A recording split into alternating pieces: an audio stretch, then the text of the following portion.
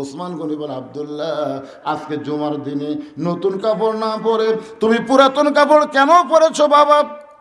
আব্দুল্লাহ বলতেছে, আমি যদি নতুন কাপড় পরতাম তাহলে আমার বাবার জুব্বা লম্বা হতো না।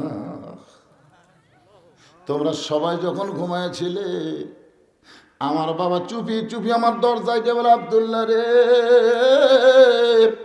আমি আব্দুল্লাহ দরজা খুলে দেখি বাবা একটা পাঞ্জাবি নিয়ে দাঁড়ায় আছে।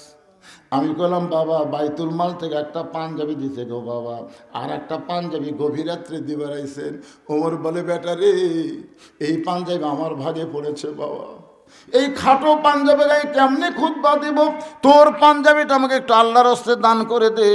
আব্দুল্লাহ বলে, গভীর রাত্রে আমার পাঞ্জাবি বাবাকে দান করে দিয়া বাবার পিছনে চুপি চুপি গেলাম, দেখি বাবা কি করে।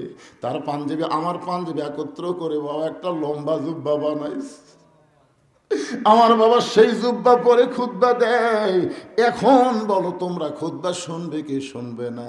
সাহাবেরা কান্দের বলে, আল্লাহ, তোমার কোরআন দিয়ে যখন দুনিয়া চলবে, এমন ভালো মানুষকে মুসলমানেরা নেতা হিসাবে দেখতে পাবে।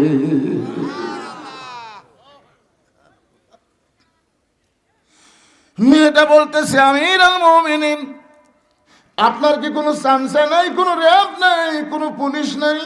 আপনি চোরের মতন একা একা ঘুরতেছেন, আপনার কি কোনো ভয় ডর হয় না? একটা সাধারণ এমপি রাস্তাতে গেলে আগে পুলিশের গাড়ি, পিছনে পুলিশের গাড়ি, জোরে কোন কথা ঠিক কি না? আর আপনি হলেন বাংলাদেশের মতন ৯৬টা দেশের খলিফা, একা একা ঘুরতেছেন, আপনার কি কোনো ভয় ডর নাই? আপনার কি কোনো শত্রু নাই?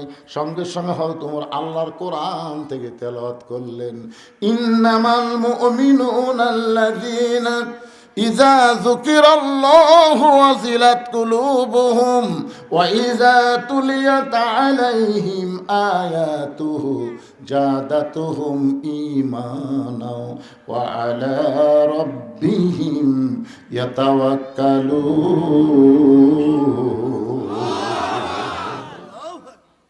কি বুঝলেন? আয়াতের শেষে কি বললেন? যে আমার কোনো র্যাব লাগবে না, পুলিশ লাগবে না, আল্লাহ স্বয়ং আমাকে কি করবে? হেফাজত করবে। জোরে কোন সুবহানাল্লাহ। এখন বলো মা, তুমি তো 6 দিন হলে আমাকে খুঁজতেছো, কারণ কি? কি কারণে তুমি 6 দিন হলে আমি ওমরকে খুঁজতেছো? মেয়েটা বলতেছে, আমি একজন দুঃখী নারী। মায়েরা যারা পর্দার অন্তর আছেন একটু মনোযোগ দিয়ে শোনেন। আমি হলাম একজন দুঃখী নারী, 6 বছর বয়স ঈমান গ্রহণ করছি। শুধু ঈমান গ্রহণ করার অপরাধে 12 বছর আমাকে জেলখানায় বন্দি জীবন কাটাতে হয়েছে। আমার কোনো অপরাধ নাই, একটাই মাত্র অপরাধ, আমি 6 বছর বয়সে ঈমান গ্রহণ করেছি। ঈমানের কলেমা পড়লে কোনো অসুবিধা নেই। যুদ্ধের সময় আমাদের এলাকার অনেক হিন্দুরা কলমা পড়ছে। পাকিস্তান আর্মি থেকে